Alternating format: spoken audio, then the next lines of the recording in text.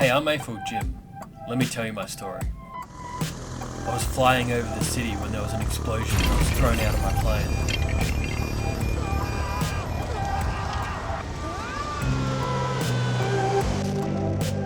And as I fell, I thought about the city. I thought about all we'd built. Luckily, I had a crazy rescue.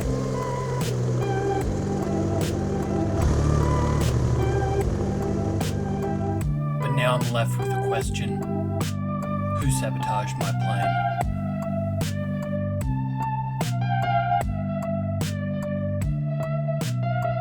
Hello guys and welcome to 2024. I hope you like my new intro. Let's dive into the first LEGO City update. Straight away in the main town square, I swapped out this tree. This tree used to have orangey, yellow, burnt, kind of umbery looking leaves, but I changed it for this kind of pink and light pinkish tree. I think it looks better in this location. I like how random kind of all of the branches look. And I will show you the reason why I swapped this out. I swapped it out because of this area here. Now, I will explain exactly what's going on, but I actually liked having this color tree and leaves, the kind of orangey autumn looking trees, all in this area. And I know that might not make sense foliage wise, but I think containing all of that foliage on this side, it just makes the area look a little nicer. Firstly, down here we have some of the orange leaves. We have some on this inside wall, which I'm really fond of. Obviously still got to change the colors here to match the green. We have a little tree in there with the beekeeper that has the same leaves, which I really like. And then the main tree up here is obviously kind of overhanging. That brings us to the botanic garden from the Friends set, which I have finished modifying and putting in this location. And I have to tell you, this is the perfect building for this location. The dome is so iconic and different to everything else in the city, and the foliage, the greenery, the beauty of the building really is outstanding, and I'm stoked. I don't really like building in white that often, but this building really stands out, and I hope it remains an iconic part of this city. Some of the details include this little garden, maybe a succulent garden, the pond on the roof, which falls down into a little pond just above this train station here. The main entrance, which is surrounded by different types of plants and shrubs. The massive tree, which is inside the dome and bends around in all different angles. And then I extended out this side to a little kind of courtyard with a seat. This fronts onto the castle and drawbridge, as well as the suspension bridge that leads over to the next area we're going to talk about. This is the next stage of the Adventurer's Tower, or Egyptian ruins as they look right now. Compared to my last video, I've added a lot of detail. I've made a door in the very center, so you can see a familiar figure in there. Old Johnny Thunder is got his magnifying glass out and looking at the entrance, probably searching for booby traps.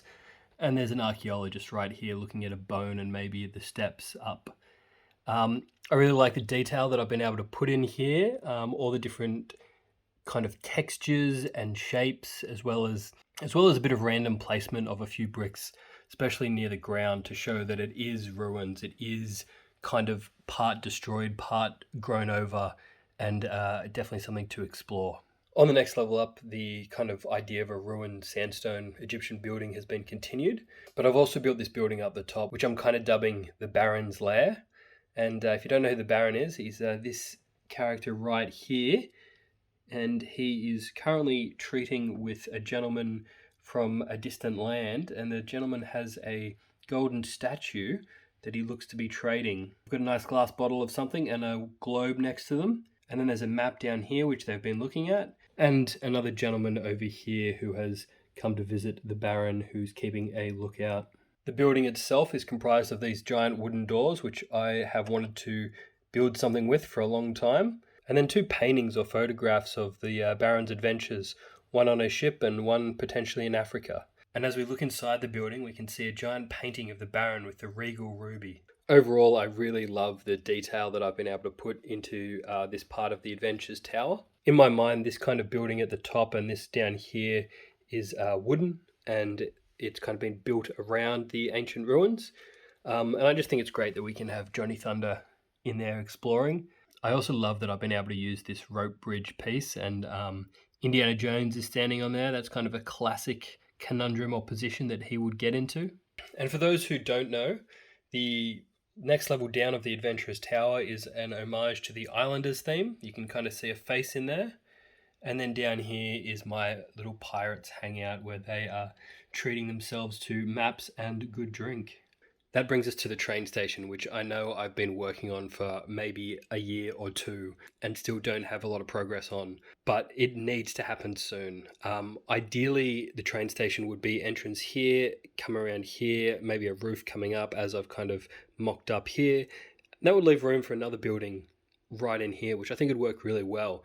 I don't know what that is yet. I just picked up these pieces off a pick-a-brick wall and they're pretty bizarre and interesting, so I just thought I'd put them there for now. But this is really the only place left in the city where I don't have a building. So it's kind of exciting, but also nerve-wracking that I make the right decision there. The other thing that I'm working on at the moment is the subway train, and this is basically what it will end up looking like. This carriage is more finished with the windows, but I need to order the same windows for this side, as well as there's different pieces that are in the wrong color, especially these black. I want them all in dark bluish gray. But for now, I've been running this and it looks pretty good. Potentially one day I'd like to have a color sensor or add some lights to this as it's going round. They're two things that I need to work on and test, but for now it runs pretty well and actually looks pretty cool. So let's have a look at that.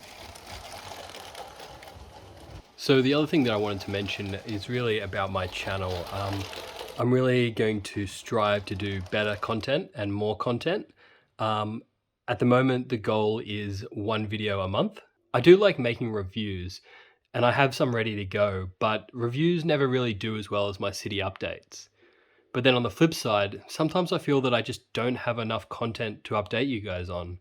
Life gets in the way and I don't have a lot of time to build. And sometimes a month comes around and I think, well, I don't really have too much to show for it. So I think I'm going to spice it up really. I think I'm going to do a mixture of reviews, city updates, and then I'm going to do what I call spotlights, where I highlight something that I've built already and just talk about it in a bit more detail. So I hope that's okay with you. Please, any feedback, I would love to hear it. You know how much I love my subscribers. You guys are wonderful, and anyone who watches my videos, I'm very appreciative of it. So here's to a good 2024 and give me some feedback. Thanks guys, see you next time.